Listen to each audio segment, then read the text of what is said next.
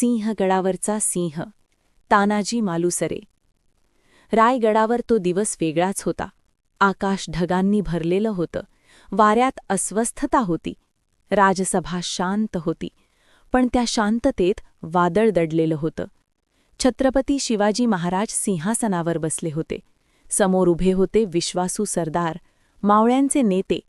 पण महाराजांच्या डोळ्यात एकच सल होती. कोंढाणा गड. मोगलांच्या ताब्यात गेलेला कोंढाणा म्हणजे फक्त एक गड नव्हता. तो स्वराज्याच्या मानेवर ठेवलेली तलवार होती. महाराज हळू आवाजात म्हणाले, कोंढाणा हवा. कोण जाईल? क्षणभर शांतता. आणि त्या शांततेतून एक आवाज उठला. महाराज, कोंढाणा माझा. तो आवाज होता तानाजी मालुसरे. तोच तानाजी ज्याच्या घरात काही दिवसात लग्न होतं. तोच तानाजी ज्याच्या डोळ्यात संसार नव्हता, तर स्वराज्य होतं. महाराज क्षणभर थांबले. तानाजी, लग्न आहे तुझ्या मुलाचं. तानाजी हसला. ते हसू भारी होतं, छाती फाडणारं. तो म्हणाला, महाराज, आधी कोंढाणा, मग लग्न. स्वराज्य राहील तर संसार उरेल. महाराजांच्या डोळ्यात पाणी आलं, पण आवाज ठाम होता. जा तानाजी, जय भवानी. अंधाराची रात्र. फाल्गुन महिन्याची ती काळी रात्र. चंद्र ढगाड लपलेला. सिंहगड उंच, कडेकोट, अभेद्य. मोगल सरदार उदयभान राठोड गडावर पहारा देत होता. त्याला वाटत होतं, हा गड कोण घेईल? पण खाली अंधारात हालचाल सुरू होती. तानाजी आणि त्याचे मावळे. कुणीही मोठ्याने श्वास घेत नव्हता. तानाजीच्या हातात दोरी, आणि त्या दोरीच्या टोकाला यशवंती. तो पाळीव घोरपड. तानाजी तिच्या कानात कुजबुजला.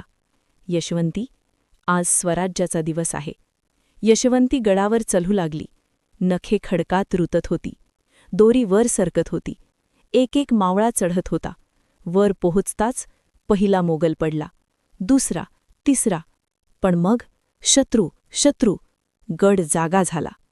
रणसंग्राम. तलवारी एकमेकांवर आदळल्या, चिंगाऱ्या उडाल्या, रक्त सांडलं. तानाजी पुढे होता. त्याची तलवार म्हणजे वीज होती. तो ओरडला, हर हर महादेव. तो आवाज दर्यांत घुमला. उदयभान समोर आला. भला मोठा देह, लोखंडी कवच, घमेंड डोळ्यात. कौन है तू? उदयभान गरजला. तानाजी म्हणाला, मी तानाजी, शिवरायांचा मावळा. दोघे भिडले. तलवार, भाला, ढाल सगळं विसरलं गेलं. उदयभानचा वार जोरदार होता. तानाजीची ढाल तुटली. क्षणभर सगळे थांबले. मावळे ओरडले, सुभेदार, ढाल नाही. तानाजी हसला आणि म्हणाला, ढाल गेला तरी चालेल, पण स्वराज्याचं शीर झुकू देणार नाही. तो अंगावर गेला. एक जोरदार वार. उदयभानचा भाला तानाजीच्या छातीत घुसला. क्षणभर वेळ थांबला. तानाजी गुडघ्यावर बसला, पण त्याची तलवार अजून हातात होती. त्याने शेवटचा वार केला. उदयभान कोसळला. गड हादरला.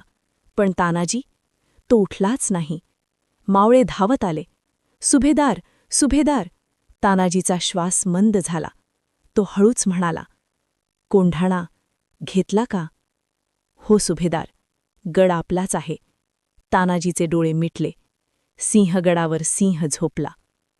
सकाळ झाली. भगवा फडकू लागला. कोंढाणा आता सिंहगड झाला. पण रायगडावर महाराजांना बातमी मिळाली. कोंढाणा जिंकला, पण तानाजी गेला. महाराज शांत झाले.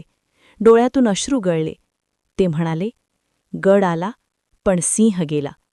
आजही सिंहगडावर वारा वाहतो, तेव्हा तो ओरडतो, हर हर महादेव.